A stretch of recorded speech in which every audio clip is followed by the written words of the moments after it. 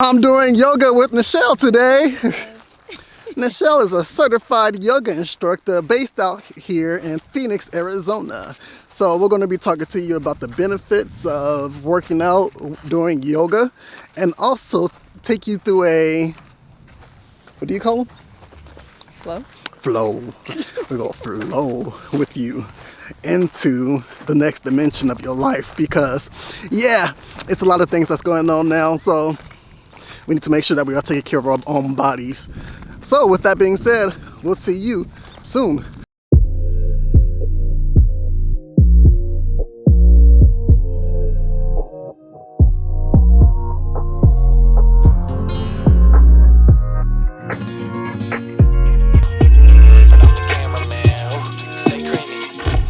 Yeah, I started on a 50 mil lens. Now I'm about to bag 50 mil yen. I can shoot all day, I got stamina.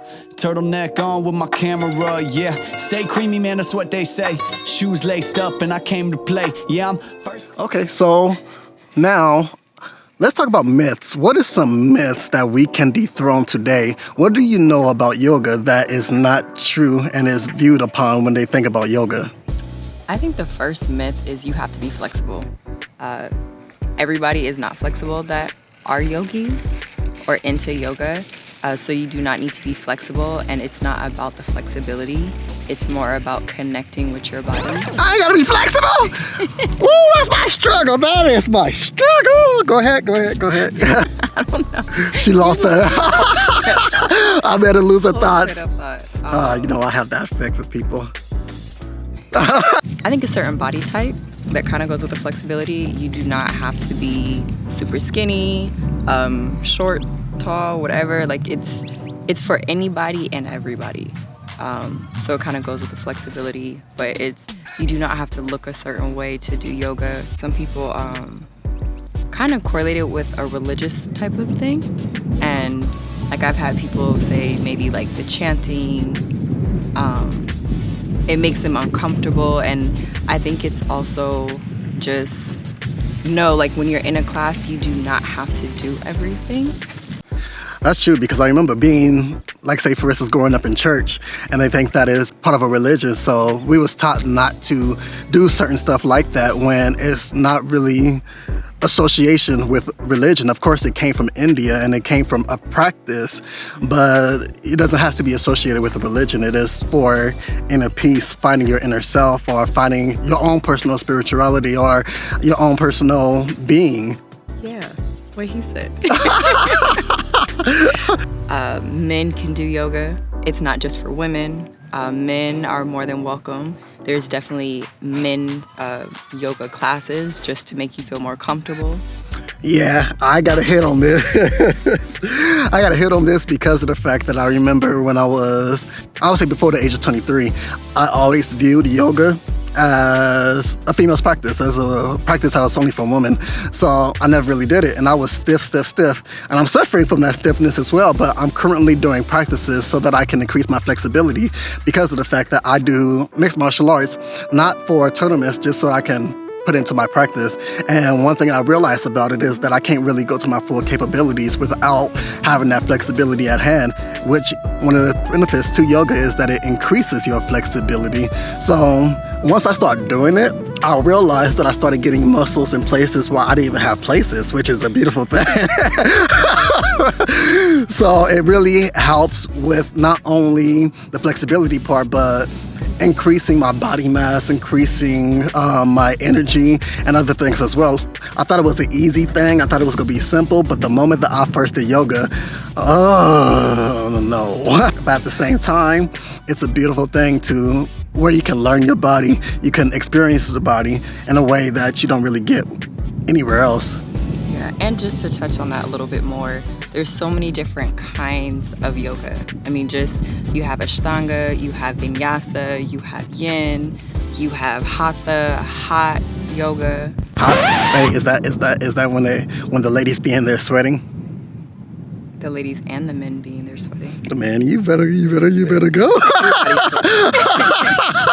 Oh my God! Yeah, the room's like 100, like it could be like 100 degrees. So you're like literally drenched. Gosh, sounds like Arizona. Yeah.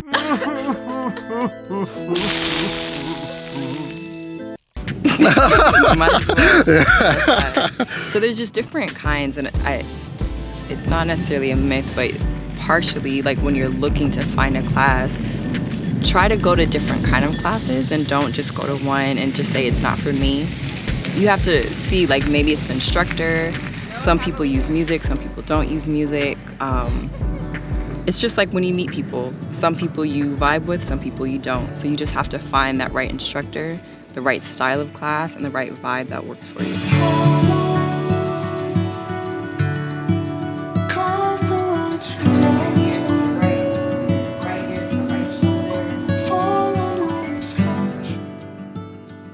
So the benefits that she said, that there's a lot of benefits towards the mental health side, the spiritual side, trying to get flexibility.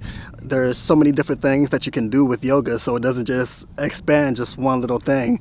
It can benefit multiple factors within your life as long as you utilize it effectively. So let me ask you this. What are some benefits to why men should do yoga?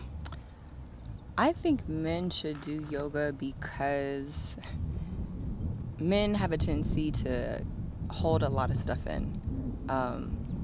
They, at least from my experiences, they're not ones to talk about certain things that are going on in their life as problems or whatever the case may be. So I think from the mental side of it, I think men can definitely benefit a lot from yoga. Just if they're not going to talk to somebody about whatever problems or feelings that they're going to have, they can kind of sit with themselves and really try to work through those problems and even kind of do like a little workout to relieve some of that stress that they are carrying around. Who told you our secrets? Who told you? You did. Oh, oops. My bad. So, mentally it can help us understand ourselves on a better level, especially because of the fact that we are internal beings. I think one of the other factors of growth is that yoga targets muscles that bodybuilding doesn't target. So if you truly want to get to the best body that you can, you should be incorporating yoga into your schedule as well, because the thing about bodybuilding is that it decreases your flexibility as you do it more and more and more if you're not stretching along with it. So applying yoga into your practice, not only are you getting the strength benefits, you're targeting different muscles, and also you're increasing your mobility so that you can do a lot more, which is why you see yoga or stretching heavily emphasized within mixed martial arts, because if you get into a hold and somebody try to break your arm, it's a lot easier if your arm is already stiff. So in order for you to prevent yourself being in a situation to where someone can get you in like an arm bar triangle hold, you should do the yoga. Do the yoga. Do the yoga. Do it. Do it. I'm out of here. Do you want to do more, or is that good? I guess that's good. And namaste. Namaste. Okay, so we just got done with our yoga, and a few questions. What do namaste mean? So namaste is more of it's like a positive greeting to send positive energy to the universe and towards the person that you're saying. Namaste. I hope y'all give it back.